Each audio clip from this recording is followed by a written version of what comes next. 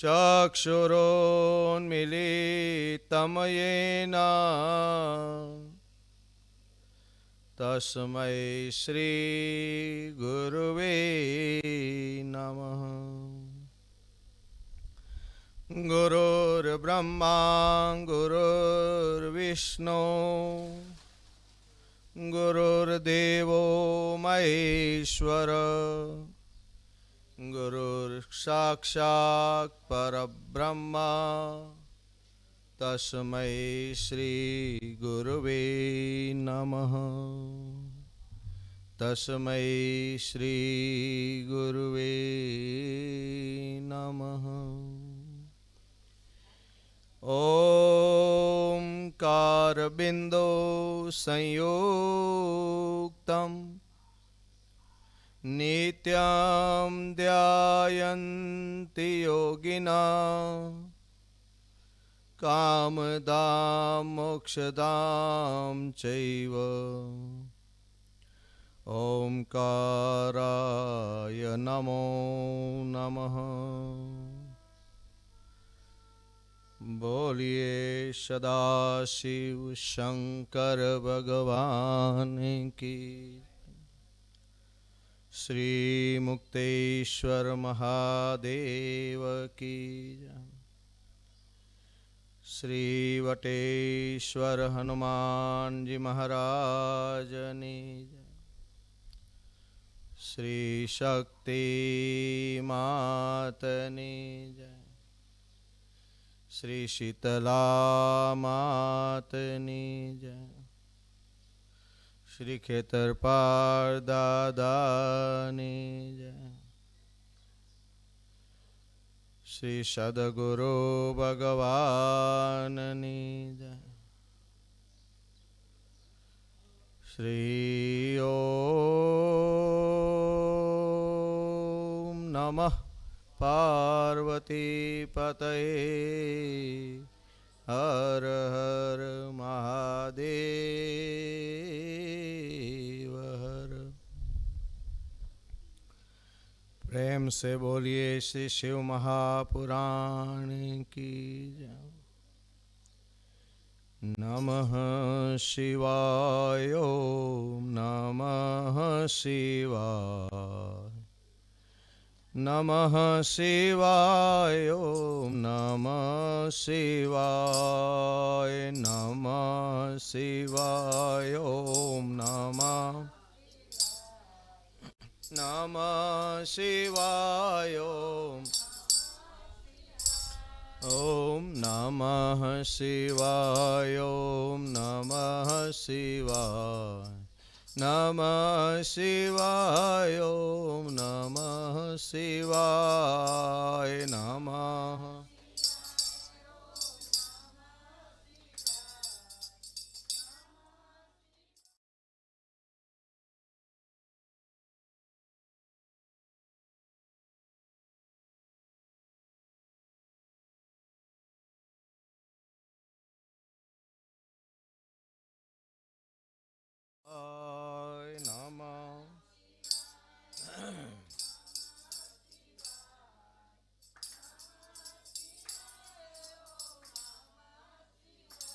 ओम नमः शिवाय ओम नमः शिवाय। नमः शिवाय ओम नमः शिवाय। नमः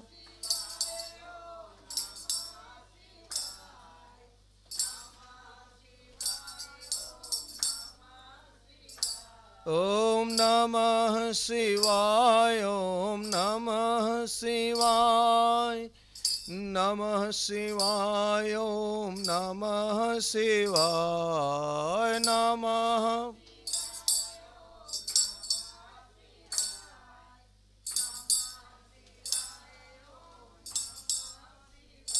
ओम नमः शिवाय ओम नमः शिवाय।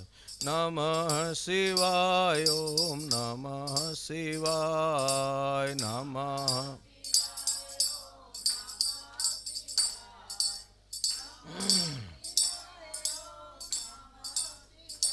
ઓમ નમઃ શિવાય ઓમ નમઃ શિવાય નમઃ શિવાય ઓમ નમઃ શિવાય નમઃ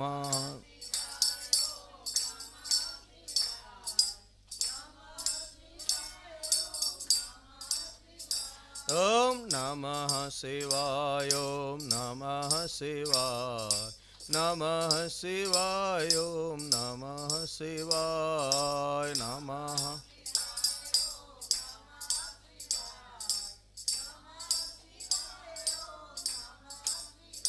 ઓમ નમઃ શિવાય ઓમ નમઃ શિવાય નમઃ શિવાય ઓમ નમઃ શિવાય નમઃ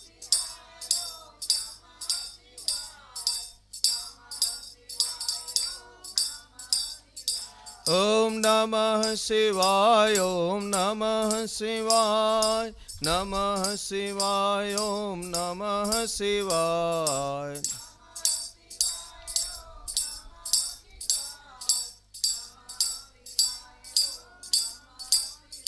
ઓમ નમઃ શિવાય ઓમ નમઃ શિવાય નમઃ શિવાય ઓમ નમઃ શિવાય નમઃ શિવાય ઓમ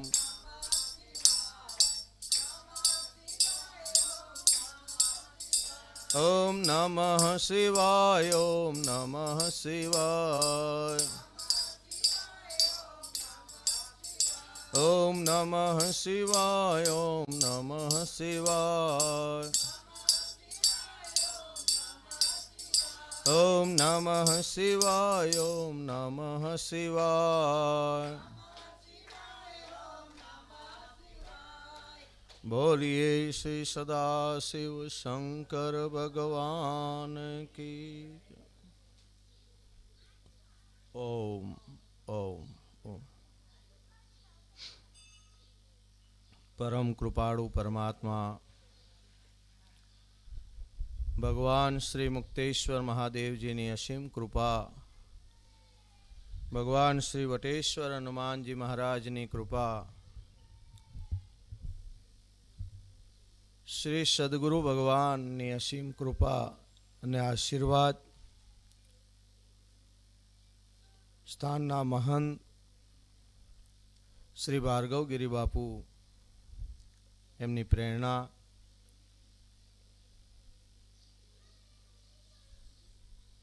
આપ સૌ શ્રોતાગણો ભાવિકોના સદભાવથી ભગવાન મહાદેવજીના સાનિધ્યમાં બેસી માસ પર્યંત શિવ મહાપુરાણ કથાનો સત્સંગ કરવા બેઠા છીએ.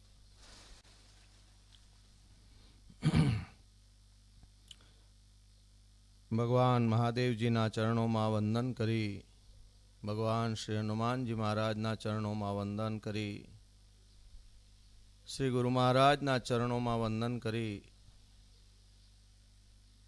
સંતો અને મહંતોના શ્રી ચરણોમાં વંદન, આપ સૌના હૃદયમાં બિરાજમાન પરમ કૃપાળુ પરમાત્માને મારા વંદન. આપ સૌને જય સિયારામ.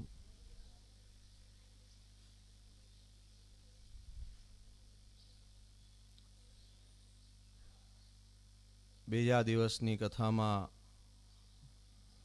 આપણે આગળ વધીએ.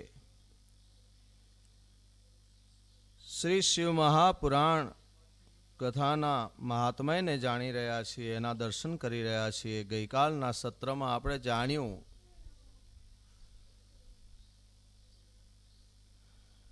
દુરાચારી અને પાપાત્મ પાપયુક્ત જીવો,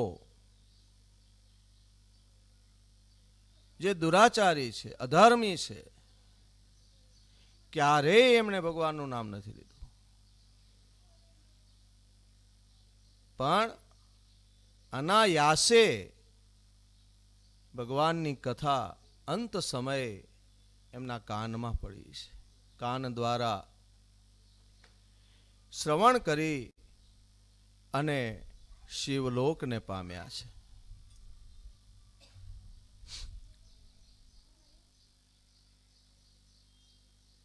આ કથાનો આપણે એક ભાવ બીજો જોયો છે. કર્મ છે એ અગ્નિ જેવા છે. એ ઘણી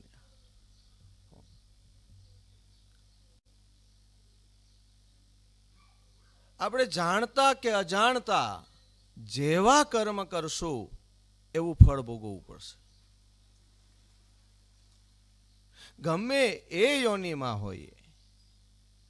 પ્રથમ જ બ્રહ્મ યોનિ બતાવીશ. બ્રાહ્મણ પણ જો અધમ કર્મ કરે છે તો એને પણ પિશાચપણું પ્રાપ્ત થાય છે. આ ગ્રંથ એમ કહે છે.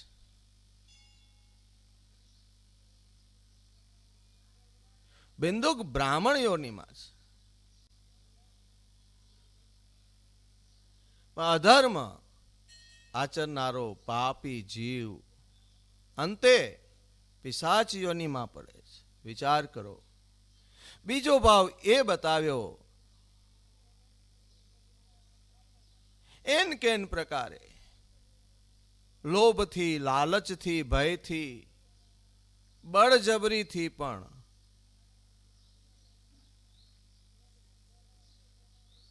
આવા પાપી જીવોને ભગવાનનું નામ, ભગવાનની કથા સંભળાવવામાં આવે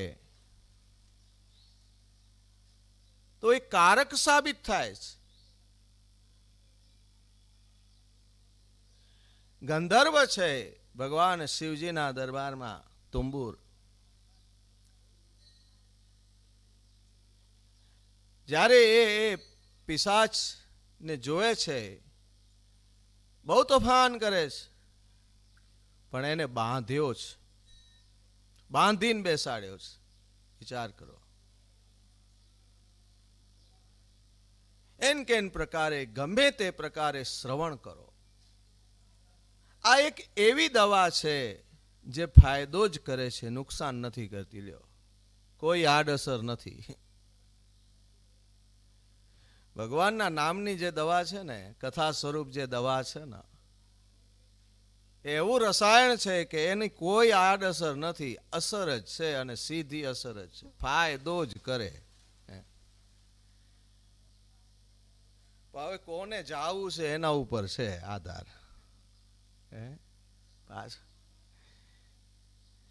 આપણે નક્કી કરીને જ બેઠા હોઈએ ને કે આપણે જાવું જ નથી.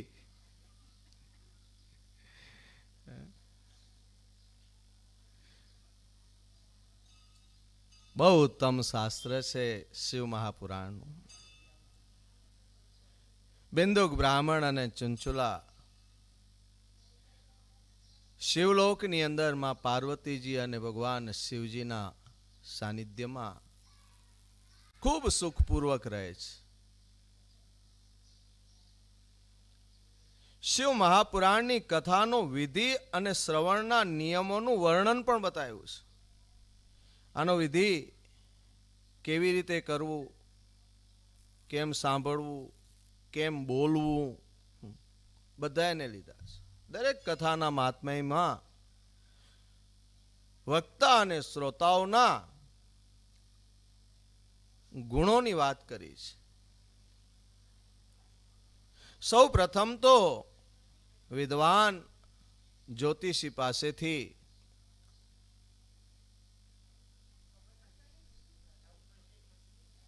મુહૂર્ત જોડાવવું જોઈએ, જેથી કરી અને નિર્વિઘ્ને આ કથા યજ્ઞ સંપન્ન થઈ શકે. વિદ્વાન પંડિત પાસે જઈ એનું મુહૂર્ત કરાવવું. મુહૂર્તનો બહુ મહિમા છે. આપણે લગ્ન પ્રસંગોમાં પણ મુહૂર્ત જોડાવીએ છીએ. ગ્રહ વાસ્તુનું પણ મુહૂર્ત જોડાવીએ છીએ. પ્રતિષ્ઠા આદિ કિરણનું પણ મુહૂર્ત જોડાવીએ છીએ. પણ ફોન કેવો આવે ખબર છે? હમણાં કાલની જ વાત કરું. યજમાનશ્રી હમણાં એક મને ફોન કર્યો હતો, આવતીકાલે વાસ્તુનું મુહૂર્ત આપો. હવે એમણે મને પૂછ્યું કે આવતીકાલે વાસ્તુનું સારું મુહૂર્ત આપો, પણ વાસ્તુનું મુહૂર્ત ન હોય તો કેમ આપવું?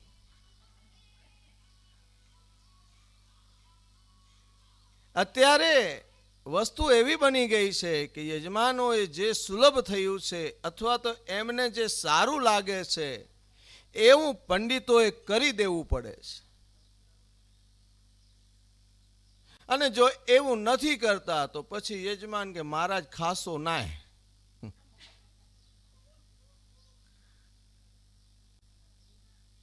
પણ નથી થતું.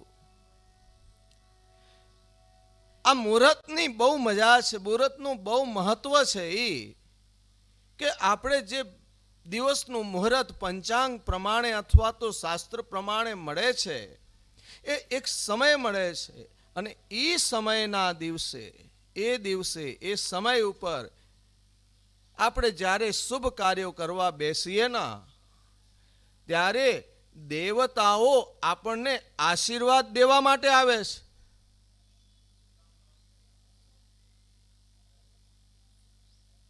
આપણે કોઈ મહાપુરુષને ઘરે બોલાવીએ પ્રસંગોપાત, અથવા તો કોઈ રાજકીય કોઈ નેતાજીને બોલાવીએ, કોઈ વિશેષ વ્યક્તિને આપણે બોલાવીએ, આપણા ઘરે કેટલો સમય રોકાશે? 15-20 મિનિટ કે જાજો જુલમ અડધો કલાક. પણ બને છે એવું કે આપણે મુહૂર્ત લઈ આવ્યા, મહારાજને કહીએ સારું મુહૂર્ત આપજો, અને એ સારું મુહૂર્ત જોવડાવીને આપણે આવ્યા, પછી બ્રહ્મદેવતા ત્યાં વાટ જોતા હોય ને આપણે ડીજે માથે રમતા હોઈએ, મુહૂર્ત પોતાની જગ્યા ઉપર. મુહૂર્તનું કામ કરતું હોય, પછી મહારાજ શ્રી જૈન કે બાપુ હાલો મુહૂર્ત જાય, તો કે બીજું મુહૂર્ત આવશે તો મારા વાલા હું કામ જોવડાવ્યું તમે? આ બીજા મુહૂર્ત આવશે પછી આ દેવતાઓ ઊભા રહેશે આપણી રાહ જોઈને? હમણાં એક ઘટના ઘટી છે નાનકડી વય, 2-4 વર્ષ પહેલા એ લગ્ન જીવન, નાનકડું બાળક છે અને કોઈ કારણોસર બીમારી થઈ હશે. પણ જ્યારે એ શ્રદ્ધાંજલિ આપવા માટે આપણે ત્યાં ગયા છીએ ત્યારે એ પુરુષ એમ કહે છે કે મહારાજ લગ્ન તો તમે કરાવ્યા હતા, જાન મોડી આવી એમાં મહારાજ નક્કી કરે? તમે ડીજેમાં રમતા હતા એમાં મહારાજે ગુનો કર્યો? તમે મુહૂર્ત જોવડાવવા આવ્યા હતા ત્યાં કોઈને ખબર નહોતી? ફોટા પડાવતા હતા તો મહારાજ કે હાલો હાલો, તો તમને ફોટાની પડી હતી. તઈ કોઈને મુહૂર્ત નથી દેખાતું. પણ જ્યારે આવી ઘટનાઓ, બાપ આ તો કર્મમાં લખેલી છે, એ વિધિ થાય છે, મૃત્યુને કોઈ ટાળી શકતું નથી. પણ આવા જ્યારે પ્રશ્નો આવે છે,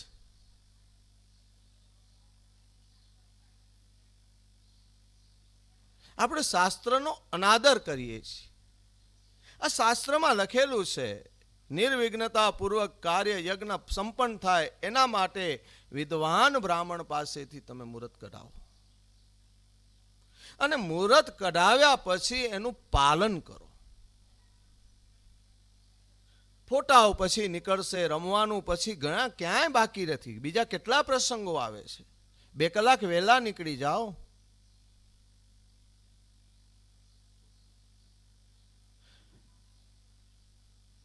બહુ ઉત્તમ વાત કરી છે. પ્રથમ પાયો જ મુહૂર્ત છે. પાયો જ જ્યાં નબળો હોય ત્યાં શું કરશું? સર્વેને કથા શ્રવણનું નિમંત્રણ પાઠવો. ખાસ કરીને એવા લોકોને ખાસ આમંત્રણ આપો, એવા લોકો જેને આપણે ત્યજી દીધા છે, જેને અછૂત કરી નાખ્યા છે, જેને શાસ્ત્ર મંદિરોમાં યજ્ઞોમાં આવવા નથી દેવાતા, જે ધર્મથી વિમુખ થઈ ગયા છે, એવા લોકોને ખાસ આમંત્રણ પાઠવો અને એમના માટે વ્યવસ્થા કરો. કેટલું વિધાન બતાવ્યું છે શાસ્ત્રે. એના પાછળનું કારણ છે. કોઈ ધર્મથી વિમુખ શું કામ થાય છે? મૂળ વાતની જાણકારી નથી. એટલે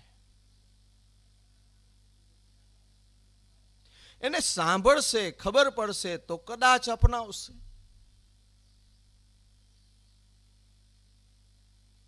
ખબર નથી એટલે બીજાના જે પંથો છે એમાં કાંઈક સારું દેખાય છે એટલે લોકો બાજુ વળે છે. અને આમે નિયમ છે ને, આપણે ખેતરમાં વાડીમાં ખેતી કરીએ ને એટલે પછી આપણે વાવીએ, મગફળી વાવીએ કે જે કાંઈ વાવ્યું હોય, એટલે જે વાવ્યું છે એ તો ઉગે જ છે. જે તમે વાવ્યું છે એ તો ઉગે જ છે. તમને બધાનો અનુભવ હશે કે એ જે વાવ્યું છે એ તો ઉગે છે, પણ એના આજુબાજુમાં બીજું ઘણું ઉગે છે. નથી ઉગતું? ખડ ખડ ખડ. આપણું ધર્મમાં આપણે અહીંયા કને ઋષિ મુનિઓએ ઘણું બધું વાવી દીધું છે, પણ બને છે એટલું કે એ વાવ્યા પછી આપણા લોકોએ જ બીજું એવું વાવ્યું છે ને એ બધું ખડ ભેગું થયું છે. હવે એના માટે કરવું એ પડે કે સમય આવે પછી એનું નિંદામણ કાઢવું પડે. આ નિંદામણ જો નીકળશે તો આપણા જ જે આપણાથી વિમુખ થઈ ગયા છે એ પાછા વળશે. આપણાથી વિમુખ થયા છે એના પાછળના મૂળ કારણો આપણે છીએ. કારણ કે આપણે એમને અપનાવ્યા નથી. આપણા જ એક જ કોઈ સમાજનું 8-10 ઘર જે એરિયામાં હોય ને, એમાં કોઈક બીજી સમાજનો આપણો જ એકલો રહેવા આવે ને, એને બહુ મુશ્કેલ થાય બાપ. એને લોકો નથી અપનાવતા. એવા ઘણા દાખલાઓ છે. આપણે એને નહીં અપનાવીએ તો એ આપણને મૂકીને નીકળશે, અને એ નીકળશે તો બીજા તો અપનાવવા વાળા ઘણા છે. લાલચો આપે છે. હા, મૂળ આપણું જે છે ધર્મ છે, આપણું શાસ્ત્ર છે, એની સમજ આપણને પડી જાય. આપણે આપણા નાને સમજાવીએ જેથી કરી અને આપણી એકતા બની રહે. નિમંત્રણ બધાને આપો, એમાં ભેદભાવ ન હોવો જોઈએ. બધાય સાંભળવાના અધિકારી છે. ત્યારબાદ કીધું છે કથા સંગથી જે લોકો વંચિત રહી ગયા છે તેવા લોકોને ખાસ કરીને સાંભળવા માટે બોલાવો. ત્યારબાદ કથા ક્યાં કરવી, આ આયોજન ક્યાં કરવું, સૌ પ્રથમ તીર્થો બતાવ્યા છે. વનમાં જ્યાં એકાંત હોય, જ્યાં વાતાવરણ શુદ્ધ હોય, તીર્થોમાં, નદીઓના કિનારે, સરોવરના કિનારે, મંદિરોમાં, દેવ મંદિરોમાં વિશાળ મંડપનું નિર્માણ કરી શકાય એવી જગ્યાએ, અને અંતે આપણા ઘરના આંગણું પણ બતાવ્યું છે. જો વ્યવસ્થા હોય તો સુંદર રીતે મંડપનું આયોજન કરો. ભગવાન મહાદેવજી માટે એક દિવ્ય આસનનું નિર્માણ કરો. શાસ્ત્રને વાંચવા વાળા જે વ્યાસજી છે એમના માટે વિશેષ આસનની સુવિધા કરો.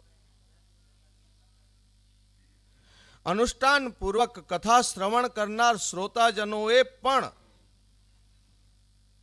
શ્રોતાજનોએ અને એમના માટે પણ કંઈક વ્યવસ્થા કરવી જોઈએ. જે લોકો અનુષ્ઠાન કરી રહ્યા છે એમના માટે વિશેષ, બધાયની સાથે નહીં, એમની પણ વ્યવસ્થા કરવી પડે. પુરાણોના જ્ઞાતા હોય, વિદ્વાન હોય, પવિત્ર હોય, દક્ષ હોય, શાંત સ્વભાવના હોય, ઈર્ષા રહિત હોય, જેનામાં ભેદ બુદ્ધિ ન હોય, સાધુ પુરુષ હોય, દયાળુ સ્વભાવ હોય, પ્રવચનમાં કુશળ હોય, તેવા વિદ્વાન કથા વ્યાસાસને એના બેસાડવાની વ્યવસ્થા કરો. બધા જ વ્યાસ સત્સંગ કથા કરી શકે છે. વિદ્વતા પ્રાપ્ત થઈ છે, અભ્યાસ કર્યો છે, જ્ઞાન છે, સાધુતા છે, તો પ્રવચન કરી શકે છે. આપણી પાસે અનેક દાખલાઓ છે. આપણે જે સંતોને જે પૂજીએ છીએ એમાં કોઈની નાત જાત આપણે પૂછી નથી. બધાને પૂજીએ છીએ. જેની પાસે છે એને ગુરુ સ્થાને બેસાડ્યા છે લોકોએ. પરંતુ સાવધાની ત્યાં રાખવાની છે, જ્યારે કોઈ સકામ અનુષ્ઠાન કરવા બેઠા છે, કોઈ કામનાને સિદ્ધ કરવા માટે તમે અનુષ્ઠાન કરો છો, અને ત્યારે જે સંકલ્પ લેવાનો છે, એમાં જે મંત્રોચ્ચાર બોલવાના છે, અને એ મંત્ર સિદ્ધિનો અધિકાર બ્રાહ્મણ સિવાય કોઈને નથી. એનામાં બ્રાહ્મણ શરીર જોઈશે. મહાપુરુષોને સાંભળીએ, મહાપુરુષોને વ્યાસાસને બેસાડીએ, એમને આદર આપીએ, સન્માન આપીએ, આ બધી જ જગ્યા પર વ્યવસ્થા છે. એમાં કોઈ ભેદ નથી. પણ જ્યાં સંકલ્પ લેવાની વાત આવે છે, જ્યાં શ્લોકો બોલવાની વાત આવે છે, ત્યાં બ્રાહ્મણ શરીર, વિદ્વાન, બ્રહ્મત્વને પ્રાપ્ત કરેલ, ભણેલા, આવા બ્રાહ્મણને જ નિમવા જોઈએ.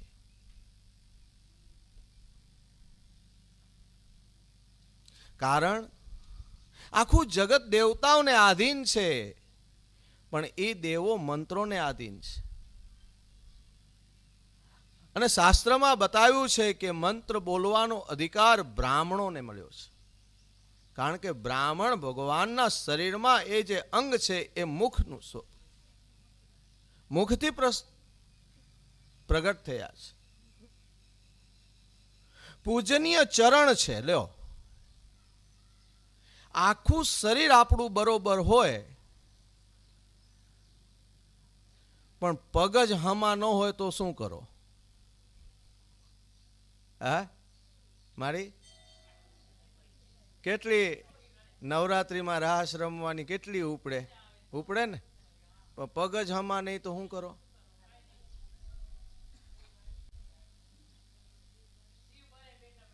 એટલે પરમાત્માની આરતી પણ ચરણથી ઉતરે છે. લ્યો, મહાપુરુષોના ચરણ પૂજાણા છે. કારણ ચરણ સૌનો આધાર છે. શરીરમાં પગ બરોબર હોય, મોઢું બરોબર હોય, પણ પેટ બરોબર ન હોય તો શું કરો? પેટમાં એ બરોબર તો ખપે ને.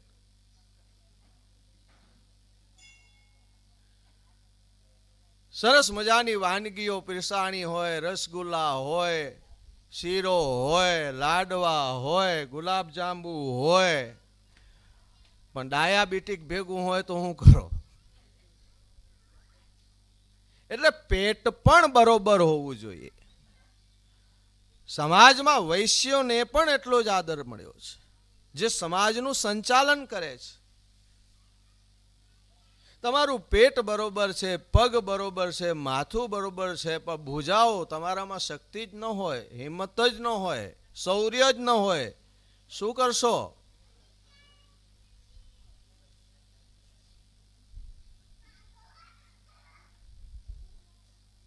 તોય આખું શરીર નકામું છે. એટલે આખા શરીરમાં આ વ્યવસ્થાને માટે સૌને એક એક કામ સોંપવામાં આવ્યું છે. આ વર્ણ વ્યવસ્થા બની છે, માટે આમાં કોઈ ભેદભાવ નથી. સૌ પોતપોતાનું કાર્ય કરે, સૌ સન્માનીય છે. બધા જ બેસી શકે છે. સૂર્યોદયથી લઈ અને સૂર્યાસ્ત સુધી 3.5 પ્રહર સુધી કથાનું આયોજન થવું જોઈએ, એવું લખ્યું છે. કથાના વ્યાસને એટલો અધિકાર છે કે આટલો સમય લીધા પછી પણ પ્રસંગો સમજાવવામાં કદાચ સમય વ્યતીત થઈ જાય છે, અને કથાને પૂર્ણતા તો કોઈ જ નથી કરી શકતા, પણ છતાંય નિયમ ના આદિને આપણે પૂરો ન્યાય નથી આપી શકતા તો કથાનો સમાસ કરી શકે છે. સમય હોય તો એનો વ્યાસ પણ કરી શકે છે.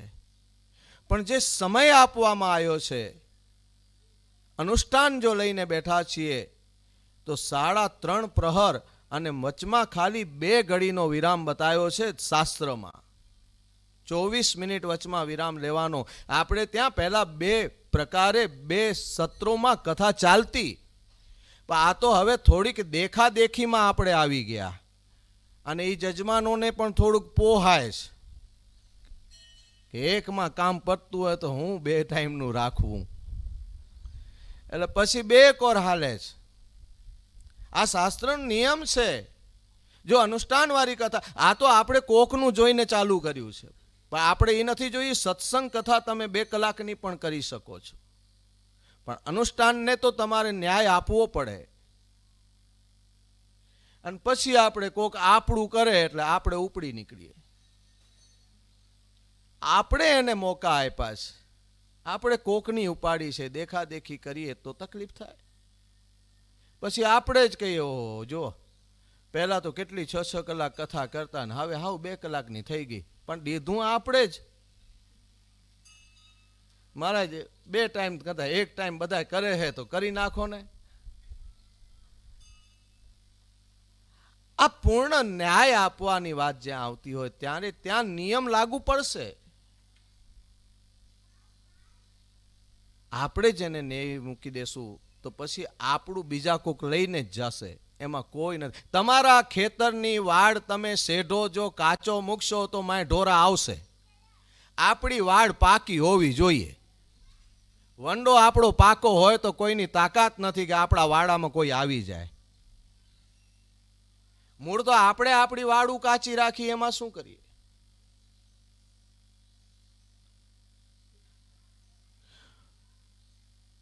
ચોવીસ મિનિટની 1 ઘડી થાય એવી 2 ઘડીનો વિરામ 10.5 કલાકની અંદર 24 મિનિટ એટલે અડધો કલાક આરામ લઈ અને તમે કથા કરો ને, તોય આ મહાપુરાણ સંપૂર્ણ કોઈની પાસેથી પૂરું થતું નથી.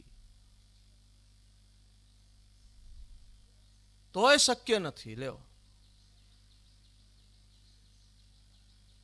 એટલે જેટલું બની શકે એટલું આપણે આને સમજવાની કોશિશ. શ્રોતાઓ ઘર ધન સંતાનોની ચિંતા છોડી અને કથામાં મન લગાડીને રહે, શ્રદ્ધા અને ભક્તિથી યુક્ત થઈ ધ્યાનપૂર્વક કથા શ્રવણ કરવી જોઈએ. આપણે કથાનું આયોજન કરીએ ને પછી ઓલા ફલાણા મહેમાન આવ્યા ને ઢીકડા આવ્યા ને એને સીટ ખુરશી આપવી પડશે ને ફલાણાને સોફા આપવા પડશે ને અહીંયા પાણીનું પૂછવું પડશે. નહીં, આ યજ્ઞ છે. આમાં બધા જ પોતાનું કંઈક કરવા, પોતાને કંઈક પ્રાપ્ત કરવા માટે આવ્યા છે. જેણે યજ્ઞ કર્યો છે એણે પોતે સમર્પિત થઈ અને આ કથાનું શ્રવણ કરવું જોઈએ. કામ ક્રોધ આદિ વિકારોથી મુક્ત થઈ કથા શ્રવણ કરનાર શ્રોતા ઉત્તમ ફળ પ્રાપ્તિ કરે છે. શ્રોતાઓએ શ્રી ગણેશ આદિ પંચદેવોનું પૂજન કરવું જોઈએ. આચાર્યો પાસેથી સાથે રાખી અને ભગવાન શંકર અને પાર્વતીજીનું ભાવપૂર્ણ પૂજન કરવું જોઈએ. ભગવાન શ્રી મહાદેવજીની કથા એવી શિવ મહાપુરાણનું ભાવપૂર્ણ પૂજન કરવું. કથા વાંચનાર એવા વ્યાસજીનું ભાવપૂર્ણ પૂજન કરવું. યજમાનોએ બ્રહ્મચર્યનું પાલન કરવું. ભૂમિ શયન કરવું. પતરાળમાં જમવું. કથા સંપન્ન થયા બાદ અન્ન ગ્રહણ કરવું. એક સમય યોગ્ય આહાર લેવો જેથી યજ્ઞમાં કોઈ વિક્ષેપ ન પડે. કથા શ્રવણ સમય મૌન ધારણ કરવું. લ્યો, આ એક કઠિન વાત આવી. વક્તાઓ બોલતા રહે શાંતિ રાખો, શાંતિ રાખો, શાંતિ રાખો, પણ શ્રોતા શાંતિ રાખે? આ તો તમે સાંભળો છો એ બહુ વાત. અહીંયાની વાત ન કરાય. આપણે જ્યાં બેઠા હોય ત્યાં થોડી કરાય. હજી તો બીજો દિવસ છે. ક્યારેય કોઈની નિંદા ન કરવી. દરેક શ્રોતાઓએ નિયમપૂર્વક કથા શ્રવણ કરવી. સકામ ભાવપૂર્વક કથા શ્રવણ કરવાથી ઈચ્છિત ફળની પ્રાપ્તિ થાય છે અને નિષ્કામ કથા શ્રવણનું ફળ મોક્ષ ફળની પ્રાપ્તિ કરાવે છે. નિષ્કામ કથા મોક્ષ સુધી લઈ જાય છે. સકામમાં સંકલ્પ સિદ્ધિ પ્રાપ્તિ કરાવે છે. પણ જો ભાવથી સાંભળી હોય તો, આ યજ્ઞ ભાવથી કર્યું હોય તો, દેખાદેખીમાં કર્યો હોય તો નહીં, કોઈને બતાડવા માટે કર્યો હોય તો નહીં.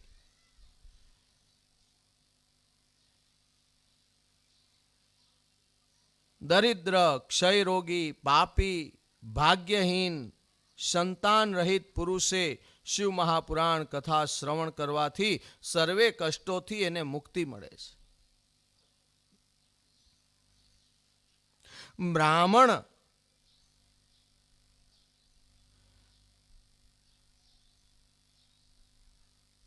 બ્રાહ્મણોને અન્ન વગેરેનું દાન આપવું. યજમાન ગ્રસ્ત સંસારી હોય તો શ્રવણ કર્મની શાંતિ અર્થે શુદ્ધ હવિષ્ય દ્વારા હોમ કરવો જોઈએ, યજ્ઞ કરવો જોઈએ. વ્રતની પૂર્ણાહુતિ અર્થે બ્રહ્મ ભોજન કરાવવું, બ્રાહ્મણોને દાન દક્ષિણા આપવી, આચાર્ય અને કથા વક્તાશ્રીને અન્ન વસ્ત્ર આદિ દક્ષિણાથી સંતુષ્ટ કરવા.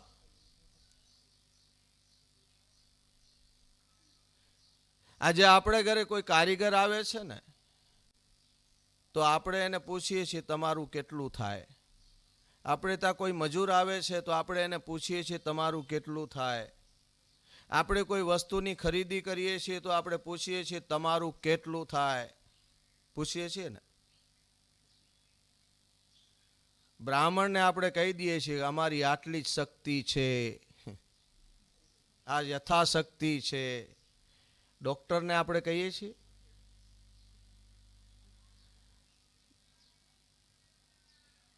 અમારી યથાશક્તિ છે, લઈ લ્યો.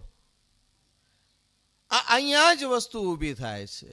બધી જ જગ્યાએ આપણે પૂછીને આપીએ છીએ, એની માંગે છે એટલા આપીએ છીએ.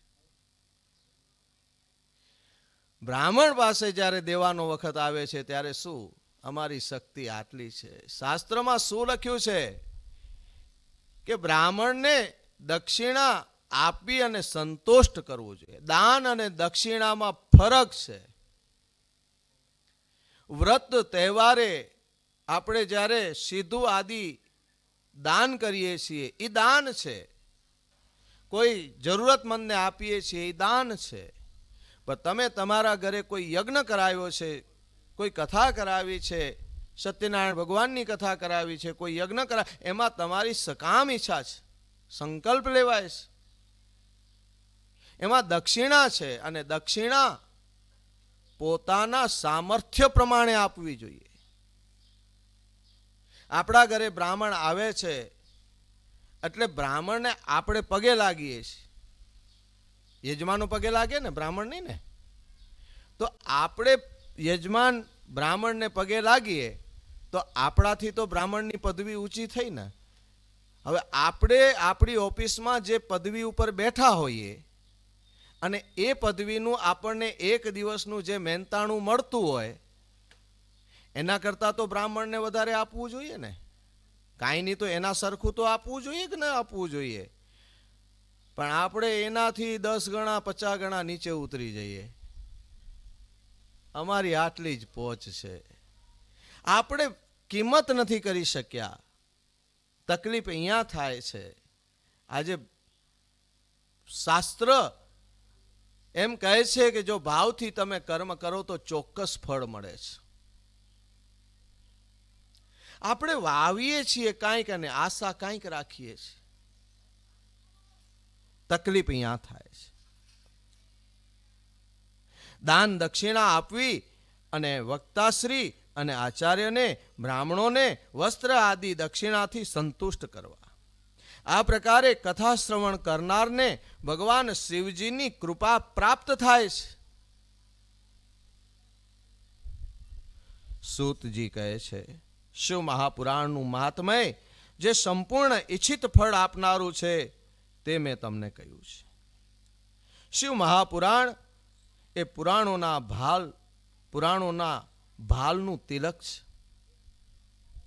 બધા જ પુરાણોમાં શ્રેષ્ઠ છે, સર્વે શ્રેષ્ઠ છે, પણ ઉત્તમમાં ઉત્તમ જો કહી તો શિવ મહાપુરાણ બતાવ્યું છે. ભગવાન શિવને અતિ પ્રિય છે તે ભવ રોગના નિવારણ કારક છે.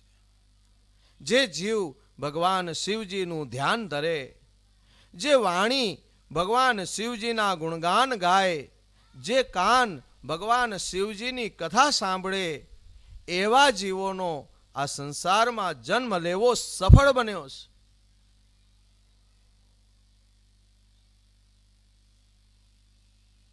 આપણે ગાઈએ છીએ, જેના મુખમાં રામનું નામ નથી, એવા દુર્જનનું અહીં કામ નથી. ભગવાનનું નામ જે લેવા, એક ગામમાં અમે નીકળ્યા ને, ઓટા ઉપર બધા બેઠા હતા. મંદિરે હું ત્યારે મંદિરની પૂજા કરતો. નીકળ્યા ને તો બધા બેઠા હતા ઓટા માથે. તો ખાલી હવે આદત છે એટલે કેવું પડે, બાપા રામ રામ. એટલે એ આમ આડા પડ્યા હતા ને, પડે કે હો. આપણને વિચાર થયો કે રામે કેવો ગુનો કર્યો હશે આનો. હે હો, જય માતાજીમાં.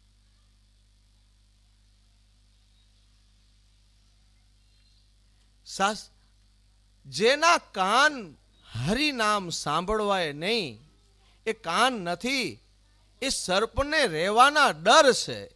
આવું મહાપુરુષો કહે છે. એના કાન સર્પોને રહેવાના ડર છે.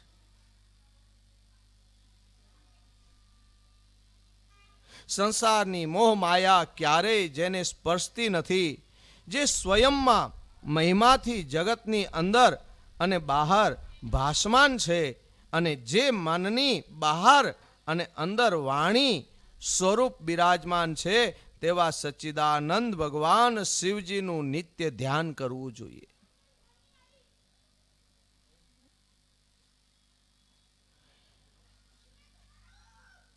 તે જન્મ ભાજ ખલુ જીવલોકે, યે વૈ ધ્યાયન્તિ વિશ્વનાથમ,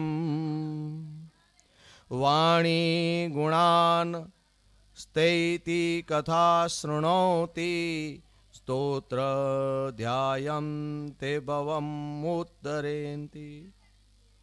શિવ મહાપુરાણના પ્રમુખ વક્તા ભગવાન શિવજી છે. આ કથા ભગવાન શિવજીએ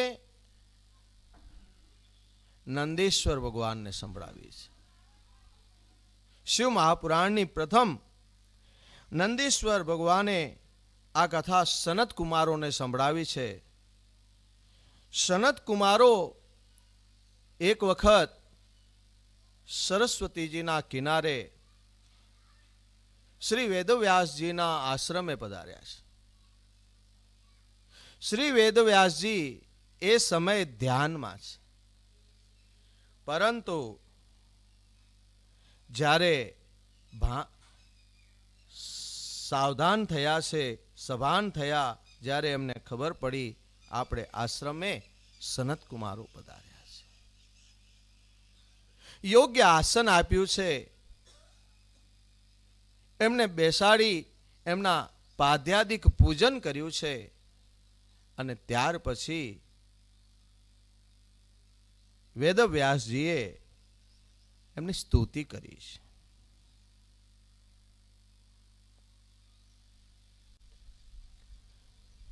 વેદવ્યાસજી જ્યારે સ્તુતિ કરે છે, ત્યારે સનત કુમારો વેદવ્યાસજીને આ શિવ મહાપુરાણની કથા કહે છે, અને એવું કહે છે, વ્યાસજી આ સત્ય છે, આને પકડો.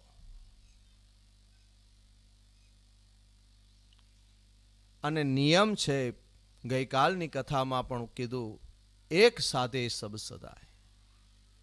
આપણે આગળ પાછળ બધાને પકડીને બેઠા હશું, તો ક્યારેય સફળતા નહીં મળે.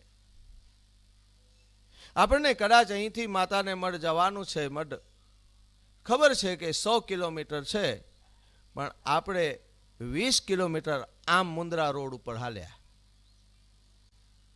પછી ખબર પડી કે આપણને આ બાજુ નહીં મળે, પાછા વળી આવ્યા. બીજે દિવસે આ બાજુ હાલ્યા, અહીંયાથી પાછા વળી આવ્યા, ત્રીજે દિવસે આ બાજુ હાલ્યા. એમ કરી કરીને 20 કિલોમીટર રોજના 5 દિશાઓમાં હાલ્યા, પણ માતાનું મઢ ના આવ્યું. 100 કિલોમીટર થઈ ગયા, પણ જેણે કીધું હતું કે 100 કિલોમીટર માતાનું મઢ છે, આપણે એને એમ કહીએ કે 100 કિલોમીટર તો હું હાલ્યો, પણ માતાનું મઢ મળ્યું નહીં. મળે? આપણે એ દિશામાં જો રોજ 5-5 કિલોમીટર પણ ચાલીએ તો મોડું વહેલું આપણે માતાજીના દર્શને પહોંચી શકીએ. પણ એ દિશા મારીને તમારી નક્કી હોવી જોઈએ.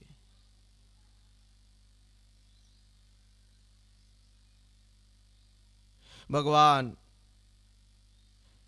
શિવજીનું આ શિવ મહાપુરાણ સનત કુમારોએ ભગવાન વેદવ્યાસજીને સંભળાવી છે. વેદવ્યાસજી આ કથાને ક્રમબદ્ધ કરી અને પોતાના શિષ્ય શ્રી સૂતજી મહારાજને સંભળાવી, અને સૂતજી મહારાજે આ કથા સૌનક આદિ ઋષિઓને સંભળાવી. 88,000 ઋષિઓએ આ કથાને સાંભળી છે. શિવ મહાપુરાણના 7 સંહિતાઓ, અને એ 7 સંહિતાઓમાં પ્રથમ વિદ્યેશ્વર સંહિતા છે. શિવ તત્વને જાણવું, પાપનો તુરંત નાશ કરનાર સાધન વિશે સર્વે મુનિઓએ જ્યારે સૂતજીને આ પ્રશ્ન કર્યો, અને એ કથા સૂતજી મહારાજ સૌનક ઋષિઓને સંભળાવે છે. ભગવાન શિવજીની કથા છે, કલ્યાણકારી છે. શિવજીનું ભજન કલ્યાણકારી છે, ભગવાનનું ધ્યાન કલ્યાણકારી છે. સૌ કોઈ એનું ધ્યાન કરે. કૈલાશ કે નિવાસી નમો બાર બાર હું, નમો બાર બાર હું. આયો શરણ તિહારી પ્રભુ તારે તારે તું. કૈલાશ કે નિવાસી નમો હું, નમો બાર બાર હું. આયો શરણ તિહારી પ્રભુ તારે તારે તું. આયો શરણ તિહારી પ્રભુ તારે તારે તું. આયો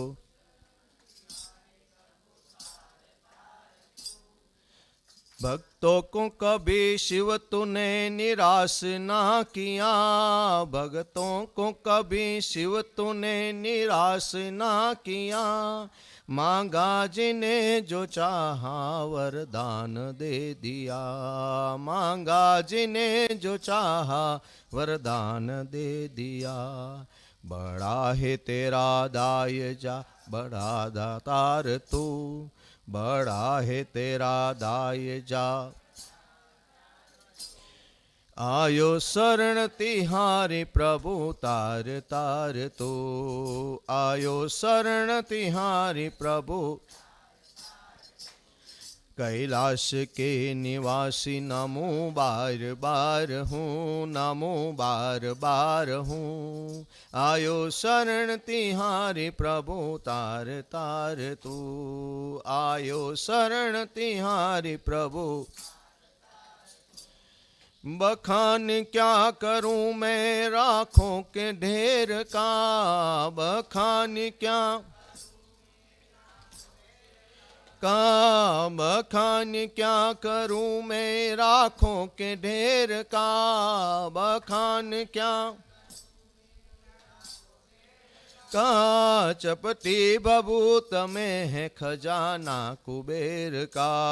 चपटी बबूत में है खजा का है गंगदार मुक्तिदार ओमकार तू है गंगदार मुक्तिद्वार ओमकार तू आयो शरण तिहारी प्रभु तार तार तू आयो शरण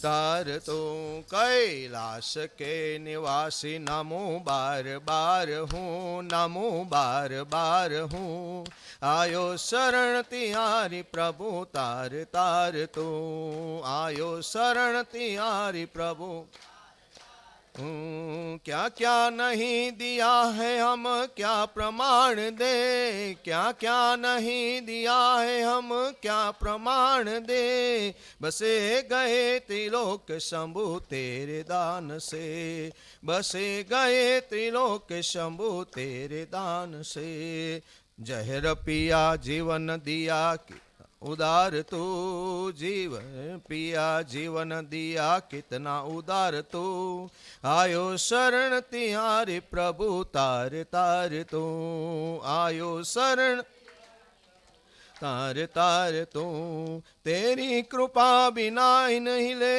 एक ही अणु तेरी कृपा बिना नहीं ले अणु लेते हैं श्वास तेरी दया से तनु तनु लेते हैं श्वास तेरी दया से तनु तनु कहे दाद एक बार मुझको निहार तू कहे दाद एक बार मुझको निहार तू आयो शरण तिहारे प्रभु तार तार तू आयो शरण तिहारे प्रभु तार तार तू कैलाश के निवासी नमो बार बार हूँ नमो बार बार हूँ आयो शरण तिहारी प्रभु तार तार तू आयो शरण तिहारी प्रभु तार तार तू आयो शरण तिहारी प्रभु तू बोलिए सदा शिव शंकर भगवान की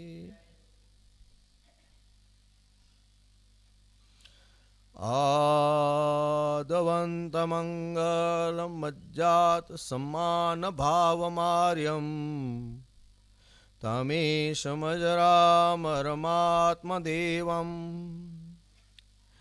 पञ्चाननं प्रबलपञ्चन विनोदशीलम् संभावये मनसि शंकरमंबिकेश्वम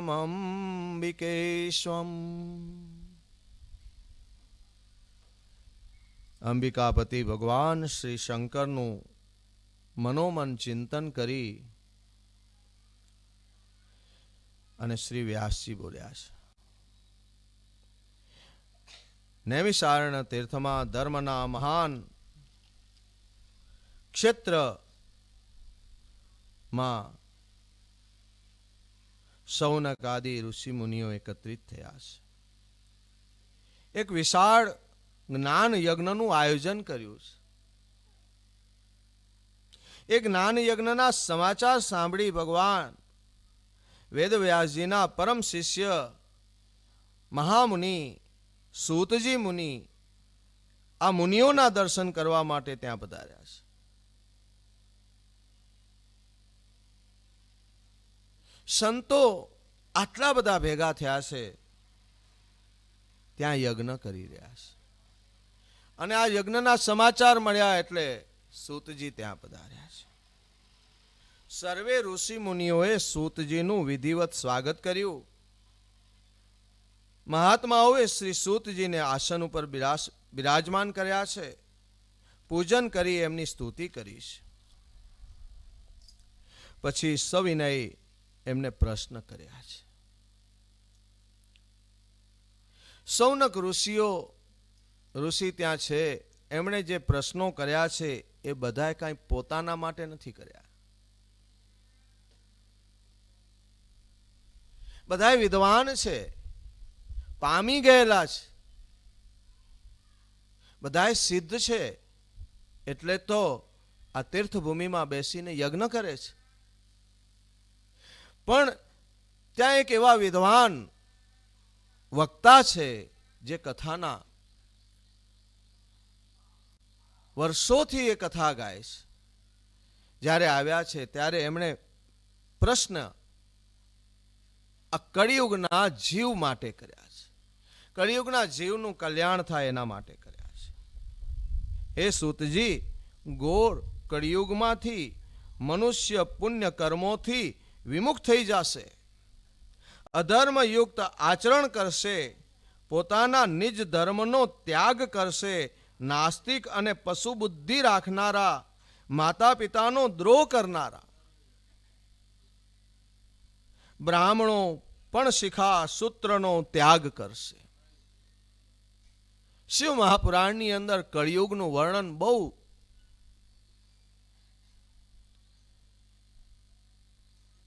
સંધ્યા આદિ નિજ કર્મથી વિમુખ બનશે. આ બધું કળિયુગમાં થાશે આવું લખ્યું છે. આપણે એવું કરતા નથી એવું નથી લખ્યું. તમે બધા એવા જ છો એવું નથી લખ્યું. અને કદાચ આવું બધું આપણામાં હોય તો સ્વીકારી લેવું, એમાં શું વાંધો છે? કળિયુગની અસર છે ભાઈ, એમાં તો હવે ઓલું તો છે નહીં. અને આપણે બધાએ મોહ અને માયાના બંધનમાં બંધાયેલા છીએ. ગઈકાલે વાત કરી, કોલસાના ખાણમાં આપણે કેટલી વાર સુધી સફેદ રહી શકશું? આપણા સફેદ વસ્ત્રોને બચાવી શકશું? લાગવાનો જ છે દાગ. પણ ઈશ્વરની જો કૃપા હશે અને એની જો ઈચ્છા હશે તો આવા સાધુ પુરુષોનું સત રહેશે. આ ઈશ્વર કૃપાથી જ બની શકે છે, બાકી મારા ને તમારા જેવાની તાકાત નથી. માત્ર આજીવિકા ચલાવવા માટે જ, ધન ઉપાર્જન માટે જ વેદ વિદ્યા ભણશે લોકો, બ્રાહ્મણો. માત્ર પોતાના પોષણ માટે. લોકો સ્વજાતિનો પરિત્યાગ કરશે. ક્ષત્રિય આદિ પણ નિજ ધર્મનો ત્યાગ કરશે. વૈશ્યો પણ વેપારના નામે લોકોને છેતરવાનું કર્મ કરશે. શૂદ્રો બ્રાહ્મણના આચારમાં તત્પર બનશે. તેઓ પોતાના કર્મ ધર્મ છોડી ઉજ્જવળ ફૂલ પટાક થઈ ફરશે. લોકોના વિચારો ધર્મ વિરુદ્ધ બનશે. સર્વે કોઈ વિદ્વાન બનશે અને વાદ વિવાદમાં ફસાઈ જશે. આ શિવ મહાપુરાણમાં લખેલું છે. અને આજે આપણે ટીવીમાં લગભગ બધા વિદ્વાનોના વાદ વિવાદ જોઈએ છીએ.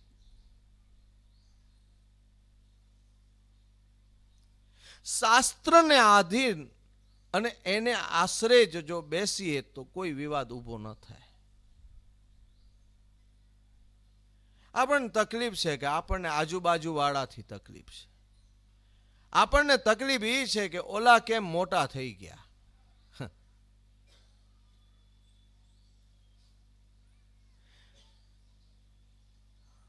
માણસ તો ગણે ગધેડાને બનવું છે, પણ ઉકેડો મૂકવો નથી.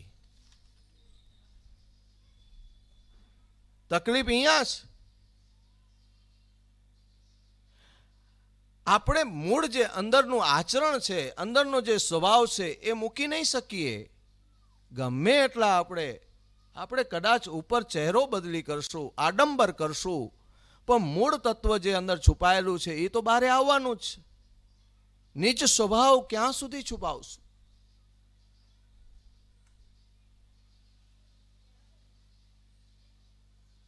મૂળ તત્વ જે છે કોઈ દિવસ નહીં મુકાય.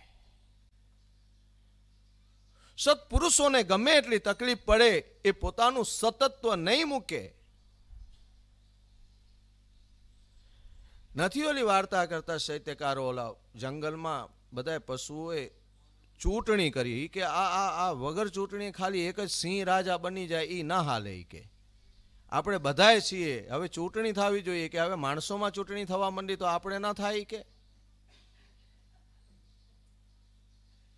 એટલે આ બધાએ ચૂંટણી કરી. આમાં તકલીફ શું થાય ખબર છે? ઘણી વખત આવું થાય ને, એમાં આવું શોરૂમમાં શું છે, મોટા મોટા બેનરો હારા લાગેલા હોય ને, એટલે માણસો અંજાઈ જાય. એમાં ગધેડો ચૂંટાઈ ગયો.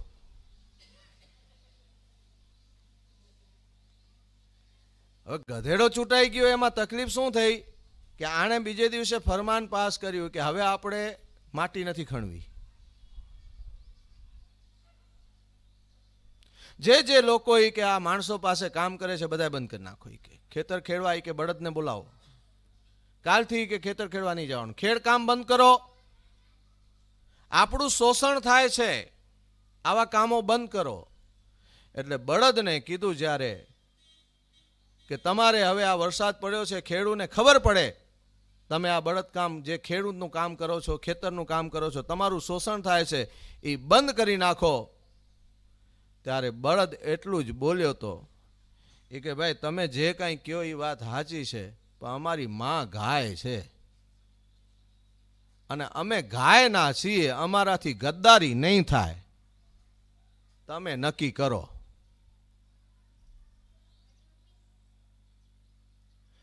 જે સત્પુરુષ છે એ પોતાનું સત ક્યારેય નહીં ચૂકે. સોનું છે એને ગમે એટલું તપાવો, ગમે એટલું કૂટો, ગમે એ સોનું જ રહેવાનું. પણ તકલીફ પડશે, તકલીફ પડશે, તકલીફ પડશે, એમાંથી બહાર નીકળવું પડશે. આ એકને જગાડવા માટે આપણે અહીંયા કથા 5 જ વ્યક્તિઓથી ચાલુ કરી હતી. આમાં કદાચ એક બધા લગભગ તો 5 હાજર જ હશે આમાં. અને આજે 5 વર્ષ થયા આટલી. એમાં વચમાં 2 કથાઓ તો બધી મોટીઓ હતી ભંડારાવાળી, પણ છતાંય તમે બધા રહેતા હતા. એટલે મારે એટલો ભરોસો થઈ ગયો. પાછી વચમાં 7મ 8મ આવે તઈ વળી અમારો ભરોસો તૂટે કે શું થશે ભગવાન જાણે. આ 7મ 8મમાં મને અહીંયા સાંભળવા વાળા મળશે કે નહીં, પણ તમે એ સાબિત કરી દીધું કે 7મ 8મ ગમે એવી આવે પણ ભગવાનનું નામ નથી મૂકવું. ધન્ય છે તમારી શ્રવણ શક્તિને, વંદન છે બાપ. કહેવાનો મારો તાત્પર્ય એ છે આપણે પોતાનું ના મૂકીએ. બધા જ પોતાના નિજ ધર્મમાં જો રહેશે તો કોઈની તાકાત નથી આપણને કોઈ બદનામ કરી શકે. વાદ વિવાદમાં શું કામ પડવું? ચારે વર્ણો એકબીજાની સાથે રોટી બેટીનો વ્યવહાર કરશે. છે લોકો મર્યાદાનું ઉલ્લંઘન કરશે.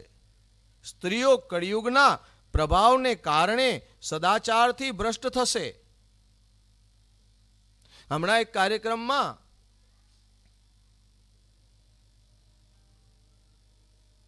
એક દીકરી બોલી કે અમે રાતના 12 વાગ્યા સુધી જો બારે રખડીએ, દીકરો રખડે તો બધું હારું, પણ દીકરીઓ રખડે તો તમે એને મેણા ટોણા માળો, દીકરીને બારે રખડવા ન દો, આવી બંદીશ કરે એવાઓને ઉકેડે નાખો. એ બંદીશ કર્યા વાળા કોણ? આપણા માવતર જ ને. દીકરીને બારે રખડવા ન દેવા માટે અથવા તો રખડતી હોય ને આવે ને ટોકે તો એ ટોકનાર કોણ હોય? મા બાપ હોય.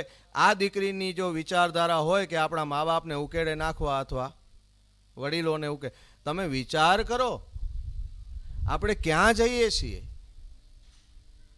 લક્ષ્મણ રેખા એટલે અગ્નિ છે સાક્ષાત.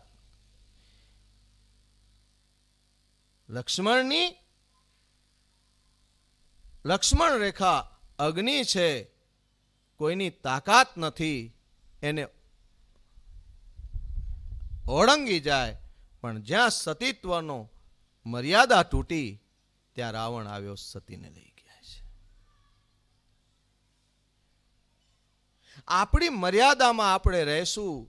આ ખાલી સ્ત્રીઓ માટે નથી, પુરુષો માટે પણ છે. બધા જ માટે આપણે આપણી મર્યાદામાં રહેવાનું છે. કોઈની તાકાત નથી તમને કોઈ કહી શકે. દાખલા બેસાડવા માટે આ એક એક પાત્રને રાખવા પડ્યા છે. મૂળ સીતા તો અગ્નિમાં હતા ને. અગ્નિનો અનાદર અગ્નિ તો ન જ કરે, એ તો નક્કી જ છે. પણ આ તો પડછાયો હતો અને પડછાયો અગ્નિ ક્રોસ કરી શકે. પડછાયો કરી જાય, પડછાયાને અગ્નિ સ્પર્શ ન કરે. એટલે એને જ્યારે મર્યાદા ઓળંગ્યા છે ત્યારે રાવણ આવ્યો છે. જ્યાં સુધી પોતાની મર્યાદામાં હતા ત્યારે રાવણની તાકાત નહોતી. આપણે આપણી મર્યાદામાં રહીએ. ઘણી બધી વાતો છે સ્ત્રીઓ કળિયુગના પ્રભાવને કારણે સદાચારથી ભ્રષ્ટ થશે, વારંવાર પતિનું અપમાન કરશે. લ્યો, આવું લખ્યું છે. કોણ કરે છે?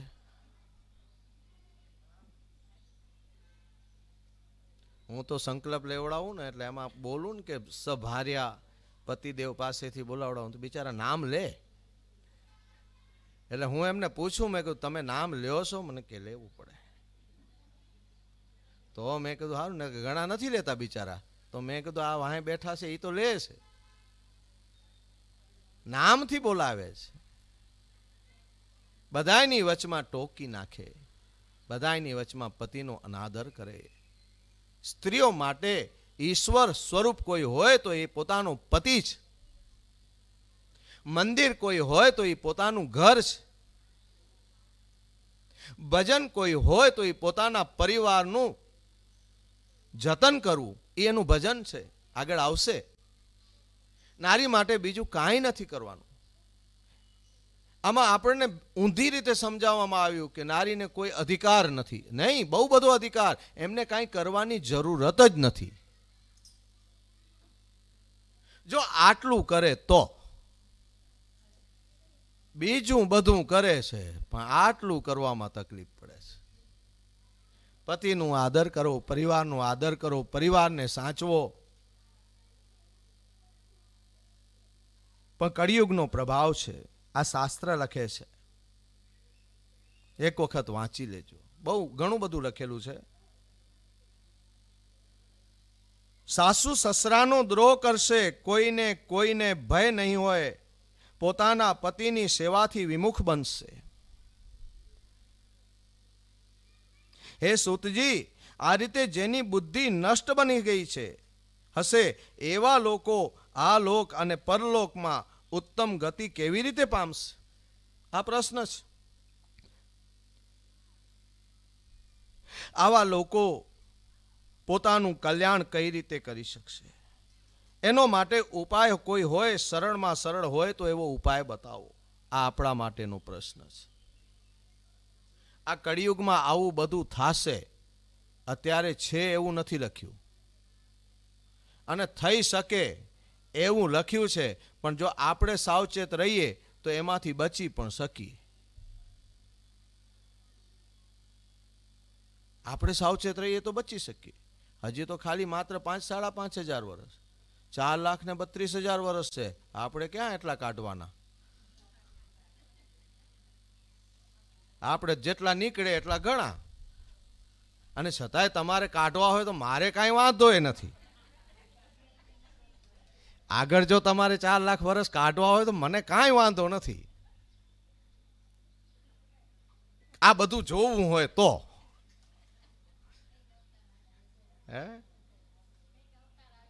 એના પછી કેટલાય આવી જશે. સૂતજી કહે છે, ભગવાન શિવજીની કથા સ્વરૂપ શિવ મહાપુરાણ વેદાંતનો સાર સર્વસ્વ છે. વક્તા અને શ્રોતા બંનેને પાપથી મુક્ત કરે છે. લો, કેટલું ઉત્તમ શાસ્ત્ર છે. વાંચે છે એ પણ પાપથી મુક્ત થાય છે, સાંભળે છે એ પણ પાપથી મુક્ત થાય છે.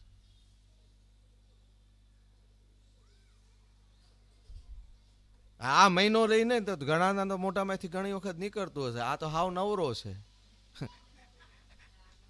આપણને કઈ પણ મહિનો અહીંયા બેસવાનું છે, વિચાર તો કરો.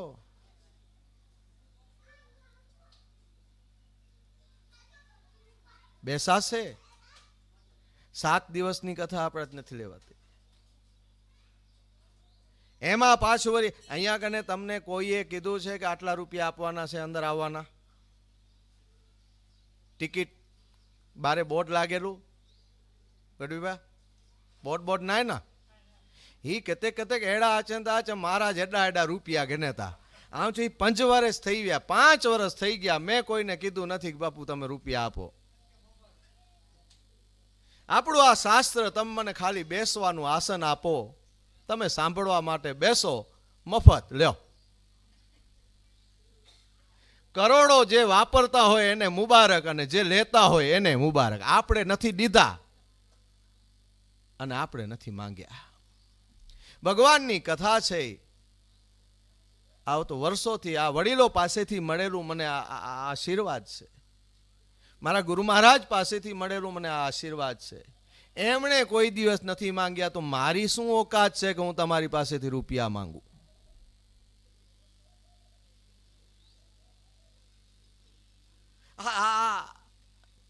જીવન નિર્વાહ માટે જે જોઈએ છે મળી જાય છે.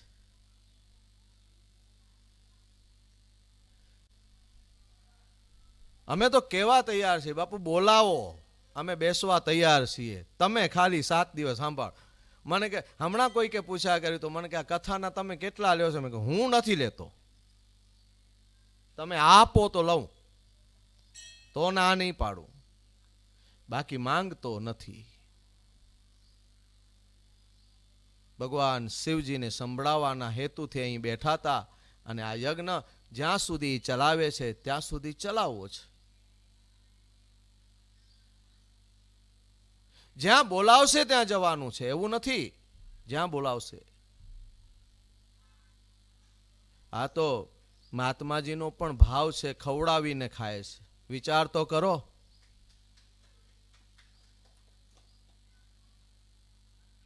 આપણે આ કથાનું મેં તો ખાલી માંગ્યું તો આ જગ્યા માંગી હતી, નીચે બેસીને મારે કથા કરવી છે, ભગવાનને સંભળાવી છે. મહારાજ તમે સવારના પાઠ કરો છો, તમારો અવાજ બેસી જશે, આ સ્પીકર ને માઇકની વ્યવસ્થા કરી દીધી. લ્યો, પહેલા જ વર્ષે એ સાંભળવા માટે 2-4 વ્યક્તિઓ આવા થોડાક મોટી ઉંમરના આયા, એ નીચે ન બેહી શકે, તકલીફ બનતી હતી. 15-20 ખુરશીઓની વ્યવસ્થા કરાવી દીધી. હવે બધું કાંઈ મફતમાં થોડી આવે છે. અને નથી હું આપતો, નથી તમે આપતા. અને પાછો છેલ્લે દિવસે તમે વિચાર કરો, વર્ષ મહિનો પૂરો થાય એટલે મહાપુન કરવા માટે સૌને પ્રસાદ, સૌનો ઉપવાસ છોડાવે, સૌના વ્રત તોડાવે. એને કેટલું પુણ્ય મળતું હશે? અને કોઈ પુણ્યના પ્રતાપે જ આ જગ્યા ઉપર આ વસ્તુ બને છે, નકર ન બને. આપવું છે ને એ બહુ મોટું ભાવ છે ઘણા પાસે, પણ આપવો બહુ મોટો ભાવ છે. બાકી તો બધી જગ્યાએ ચાલે છે. આજે બદનામ કરવા માટે લોકોને બહાના જોઈએ છે. કદાચ કોઈ લેતા પણ હોય ને આપતા હોય, પણ એ ભંડારાની અંદર કેટલા માણસો ભોજન કરે છે એ કોઈ જુએ છે? અને જે ભોજન કરે છે, જે જ્યાં જાય છે, કથા સાંભળે છે, એ થોડી ત્યાં આપવા જાય છે. એ તો જેણે આયોજન કર્યું છે એ આપે, એવું કઈ નથી. મંડપ બનાવો તો એનો ખર્ચો લાગે, સંગીતવાળા બોલાવો તો એનો ખર્ચો લાગે, તમે રસોડો બોલાવો તો એનો ખર્ચો લાગે. ખર્ચો હવે મહાપુરુષોને સાંભળવા માટે કોઈ લાખોની ભીડ ક્યારેક તો આવી જાય, તો એને બધાને સાંભળવામાં વ્યવસ્થા કરવામાં ખર્ચા તો લાગતા જ હોય ને. તો એવા સમર્થ યજમાન પણ આપણા ભારતમાં છે. મોટો વાત તો આ છે કે આવા મોટા મોટા આયોજનો થાય છે. ખરેખર તો આયોજનને વધાવી લેવું જોઈએ, પણ આ તો શું છે, સૂરજ સુધી કોઈ પહોંચી નથી શકતા ને, એટલે સૂરજને તાપ કે છે. બાકી તો ચંદ્રને તો વેચવા બેઠા છે. ભૂમિઓ ત્યાં કને ફૂટે વેચાય છે. આ તો ખાટી દ્રાક્ષ એટલે લાગી કે તોડી ન શકાણી. આપણે નથી પહોંચી શકતા એટલે આપણે આ બધું ખરાબ કરીએ છીએ. એ જગ્યા ઉપર આ જે બદનામ કરવા વાળા છે, જેઓ આ લોકો બધું બ્રાહ્મણોને કે કથાકારોને બદનામ કરે છે, એ કોઈ દિવસ કથા કરાવે છે? એક વખત કરાવે તો ખબર પડે, કોઈને ખવડાવે તો ખબર પડે. એકાદો ભંડારો ખોલીને રાખે? આટલા કમાવે છે, આ બાવાઓ ભંડારા કરે છે. વિચાર તો કરો, સાધુઓ ભંડારા કરે છે ભારતના. માણસોથી દેખાતું નથી, જોવાતું નથી. ભંડારો મહાપુણ્ય છે, ભંડારાનો મહિમા છે. લાખ માણસો કદાચ જમી જાય, બધાને ઘરે જમવા મળે છે, કોઈ ભૂખ્યું નથી, બધાને મળે છે. પણ વિચારતો કોઈ વ્યક્તિ હોય અને 1-2 દિવસથી એને અન્ન પ્રાપ્ત ન થયું હોય, અને સોમાની હોય, કદાચ માંગી ન શકતો હોય, તો એ આ ભંડારામાં લાઈનમાં બધાની સામે આવી જાય, ખબર ન પડે, એનું સોમાન સચવાઈ જાય અને એની ભૂખ પણ સંતોષાઈ જાય. બાપ, એટલા માટે આ ભંડારા કરવા પડે છે. અને આવાના એકના આશીર્વાદ મળી જાય ને તો લાખને જમાડ્યાના આશીર્વાદ મળી જાય. ભંડારા બહુ ઉત્તમ છે. એમાં તો આપણું આ પ્રાંત તો જ્યાં જુઓ તો ખરા, થોડુંક હાલો ને ભંડારો મળે, ઓટલો અને રોટલો બધી જગ્યાએ મળે છે. ઉત્તમ છે. વક્તા અને શ્રોતાને બંનેને ગતિ આપે છે, મુક્તિ આપે છે, સર્વેને પાપથી મુક્તિ આપે છે, સર્વે જીવોનો ઉદ્ધાર કરે છે. આ પુરાણમાં ભગવાન શિવના ઉત્તમ યશનું વર્ણન કરેલ છે. ધર્મ, અર્થ, કામ અને મોક્ષ નામે ચારેય પુરુષાર્થને અપાવે છે. તે જીવને શ્રેષ્ઠ ગતિ પ્રદાન કરે છે. આ પુરાણ વિદ્વેશ્વર સંહિતા, રુદ્ર સંહિતા, વિનાયક સંહિતા, ઉમા સંહિતા, માતૃ સંહિતા, એકાદશ રુદ્ર સંહિતા, કૈલાસ સંહિતા, સતરુદ્ર સંહિતા, કોટી રુદ્ર સંહિતા, શસ્ત્ર કોટી રુદ્ર સંહિતા, વાયવ્ય સંહિતા અને ધર્મ સંહિતા, આ રીતે 12 ભેદ 12 ભાગમાં ખંડમાં વેચાયેલી હતી. પહેલા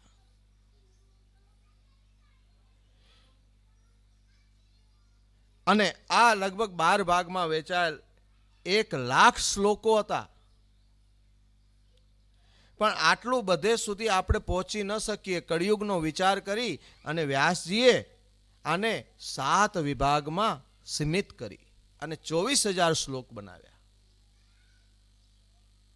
જેને હું ને તમે સરળતાથી અભ્યાસ કરી શકીએ. 7 સંહિતામાં સમાસ કર્યું. વિદ્વેશ્વર સંહિતા, રુદ્ર સંહિતા, સતરુદ્ર સંહિતા, કોટી રુદ્ર સંહિતા, ઉમા સંહિતા, કૈલાસ સંહિતા, વાયવ્ય સંહિતા, આ 7 સંહિતાઓ છે. આ શિવ મહાપુરાણ વેદ તુલ્ય, પ્રામાણિક અને સૌથી ઉત્કૃષ્ટ ગતિ અપાવનાર છે. આ પુરાણ સમસ્ત જીવો માટે ત્રિવિધ તાપોને હરનારું છે. 3 પ્રકારના તાપ. આદિ, દેશી ભાષામાં કહું તો આદિ, વ્યાધિ ને ઉપાધિ. જે કુદરતી રીતે તકલીફ થાય આદિ, જે શારીરિક રીતે તકલીફ થાય એ વ્યાધિ, અને કોઈનું ન હોય ને બાજુવાળાનો ઉપાડ કરીને ઘરે લઈ આવી એને ઉપાધિ કહેવાય. વાવાઝોડું આવે, ભૂકંપ આવે, કાંઈ વરસાદ થાય, બીજું કાંઈ થાય, એને કુદરતી રીતે કાંઈ આવે, એને હું તમે પહોંચી નથી શકતા, એ આદિ છે. શારીરિક તબિયત ખરાબ થાય, બીજું કાંઈ થાય, એને વ્યાધિ કીધો છે. પણ ક્યાંય લાગે વળગે નહીં અને આપણે કોકનું ઘરે ઉપાડી આવી એને ઉપાધિ કહેવાય. એક ભાઈ ઘરે ગયો ને, પોતાના ઘરે ગયો તો ઘરના બારણા ખુલ્લા હતા, છોકરો રમતો તો, ઘરમાં કોઈ ન મળે. એટલે ભાઈએ પૂછા કરી કે તારી બા ક્યાં? એ કે ખસે અહીંયા, ત્યાં તો બાજુમાં ડેકારો થતો હતો. એ કે બાપુજી? તો કે હા. તો કે હું ડેકારો થાય એમ? તો કે હા. તો તારી માં જોઈ આવી? તો કે એ તો મોર છે. આ ઘણાનું આપણે ઉપાડ, આપણે હાલતી ટ્રેનમાં બેસી જઈ, કોઈનું કાંઈ ન હોય છતાંય પકડીને આવી ઝઘડા થતા. તમે વિચાર કરો, રમવા ઓલા બેઠા હોય ને બાજે અહીંયા, ઘરના માન ખીચડી બનાવીને બેઠા હોય, હજી ખાવા બેઠા હોય ત્યાં ઘરે આવે.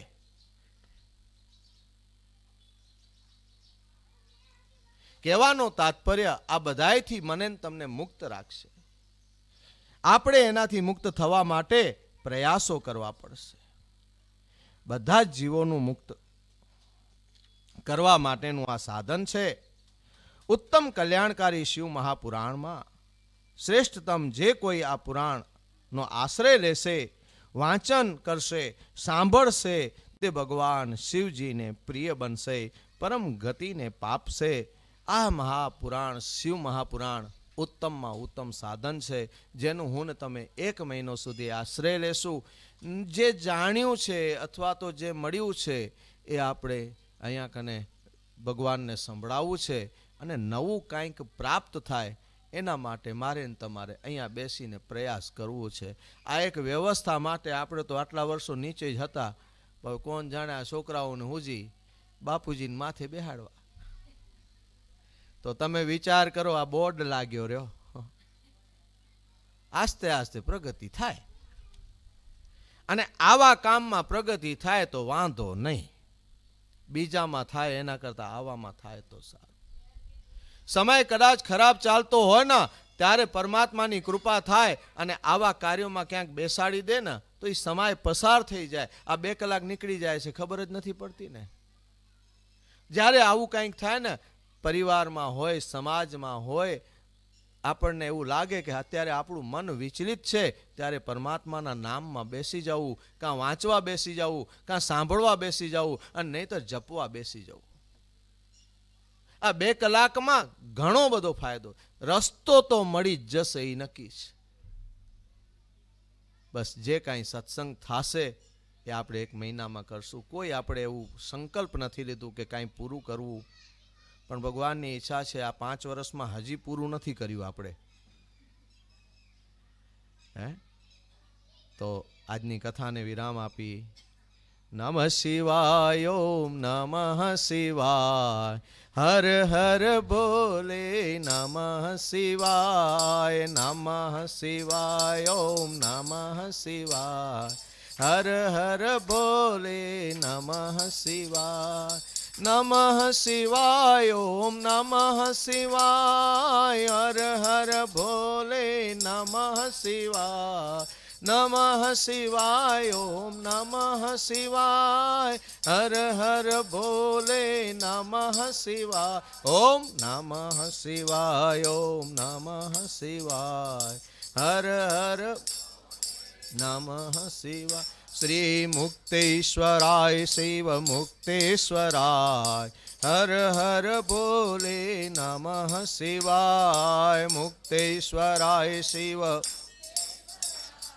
હર હર બોલે નમઃ શિવાય. ઓમકારેશ્વરાય, ઓમકારેશ્વરાય, હર હર બોલે નમઃ શિવાય, સ્વરાય, ઓમકારેશ્વરાય, હર હર બોલે. ઓમ નમઃ શિવાય, ઓમ નમઃ શિવાય, હર હર બોલે નમઃ શિવાય, નમઃ શિવાય, ઓમ.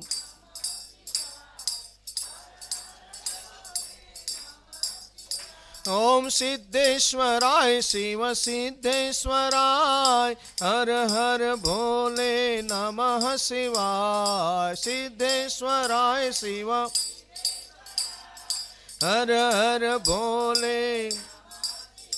ઓમ સિદ્ધેશ્વરાય શિવ સિદ્ધેશ્વરાય, હર હર ભોલે નમઃ શિવાય, સિદ્ધે